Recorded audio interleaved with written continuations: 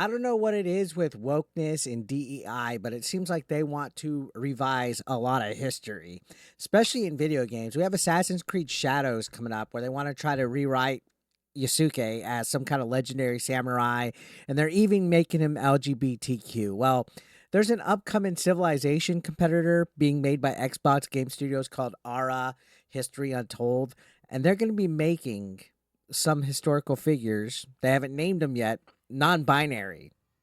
What the hell?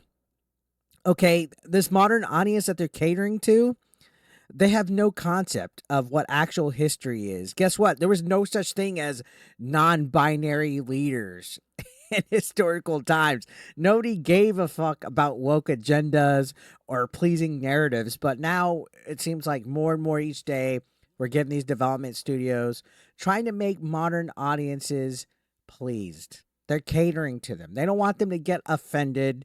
They want verbiage like non binary to describe actual historical figures that didn't give a fuck or even know about any of this. So, this is a Civilization game coming out.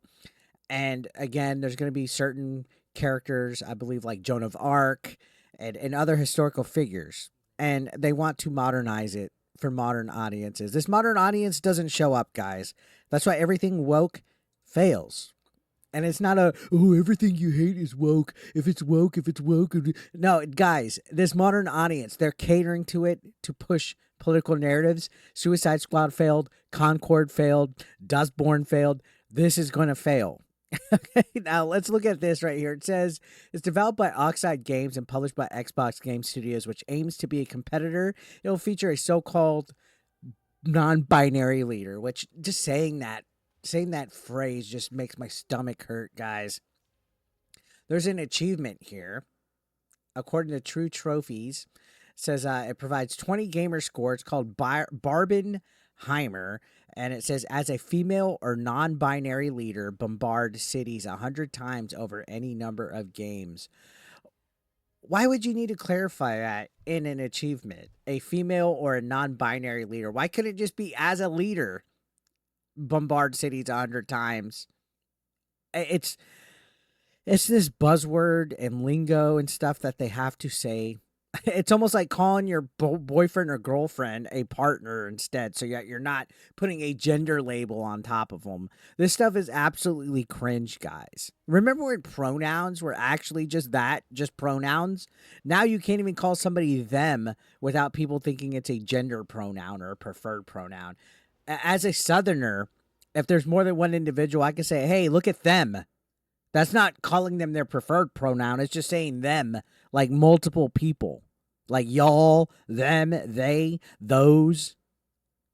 Yeah, it's like I remember when pronouns used to just be words. Now it's all buzzwords like non-binary identities, androgynous, gender-neutral stuff when you're describing somebody as them or they. Right, and now we have games that are turning historical figures into non-binary characters. So this article says it's unclear which historical figure they're trying to turn into a so-called non-binary, but I can't even say it, non-binary individual. And its Gamescom showcase, the company revealed a number of historical figures that would be leaders. So Sappho, Itzcoatl, Zetian, I'm probably pronouncing these wrong, Nefertiti, Elizabeth I, Joan of Arc, Otto von Bismarck, Ye Aswataiwele, I'm even going to try to pronounce some of these, Tokugawa Ieyasu, and Saka. So somebody in this whole brunch, this whole brunch of historical figures is going to be non-binary. This is cringe.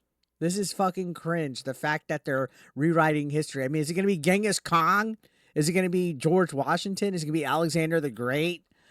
Why are companies focused on this? Why are companies so focused on catering to a political narrative of wokeness? Why do they need DEI clout? Why do they need to change historical figures as LGBTQ like they're doing in Assassin's Creed Shadows? They're making Yasuke LGBTQ as well.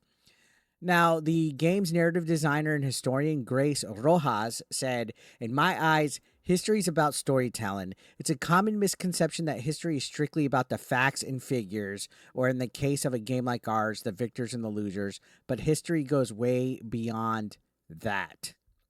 That also echoes the Assassin's Creed Shadows thing the other day, where the creative art director was like, "Oh, we're gonna go beyond what's accepted truth. History is fact, guys. Except when you guys get offended about statues in the United States of America and you want them torn down, or you try to say like somebody like Thomas Jefferson was racist because he had slaves." It's so funny that they say that history is a misconception. A common misconception about history is facts and figures. Uh, that's exactly what history is about. This revisionist history that everybody's been changing in textbooks and stuff is a fucking problem, because it's the history that only you guys want. It's a history that only you guys like because it fits your narrative. If it goes against what you guys preach about wokeness and all this shit, it triggers you guys, and you guys are doing it in video games now. It's nuts. These people have no concept of what facts and fiction are. They want things their way, and they will tell themselves that just to believe it. And you can see she continued on saying, to truly understand history, we must also be willing to dive deep into the past and acknowledging and examining pieces of the story that can often be overlooked, and how that information contributed to the development of the world as we know it. So you want to dive deep into the past and acknowledge and examine pieces of the story that can be often overlooked. But then you're saying a misconception, a common misconception about history is that it's strictly about the facts and figures. You're self-contradicting yourself. This is like you wiggling around trying to find loopholes in order to make the history that you want. The history that goes beyond accepted truth. Like, you guys can't handle the truth, to coin a phrase from A Few Good Men. You guys can't handle the truth. That's why you need to make characters non-binary. It's borderline retarded. It really is borderline retarded. Continuing on, they said another piece which was key to our approach for this game was ensuring that the information we present to the players is as accurate and unbiased as possible. Again, you're saying a misconception is facts, that it's based strictly on facts and figures, but you want it to be accurate. You only want it to be accurate to your truth. These guys are stupid, all of them, and they hate games. They hate gamers. They hate games. Why are they working in the industry? Because they want to push woke ideology. That's why. She continued saying, I do want to acknowledge that the thought that history itself can be biased for a variety of reasons, but we work tirelessly to ensure that we present to the world accurate and respectful representations of the cultures and people we decided to highlight. To do this, we worked with a mix of primary and secondary sources. We consulted with experts on the subject matter, and we received feedback from folks who have ties to the regions we cover and so much more. They always say that they consult with experts in research. These experts are all fucking weird, woke people that had professors that ingrained them with critical race theory and all these weird buzzwords. They taught them to hate colonizers, white people. They taught them to hate the United States of America. Like, all this crap trickles down, guys, down into a real rabbit hole. They're more concerned with turning historical figures and historical facts into a narrative that fits their agenda of pushing stuff like non-binary leaders and bullshit like that. All right, so don't buy that a game like this is going to actually be respecting and accurate, because it's not. It's definitely not going to be. It's going to be full of a bullshit message that nobody fucking wants. This game is probably going to be dead on arrival just for the simple fact that they're wanting to try to twist history to fit what they want, and putting non-binary leaders like guys. I know I'm talking about this every day. Every fucking day I'm finding something, and it's because, like, more than ever we're seeing this stuff pushed into our video games, and it's something that has to be called out.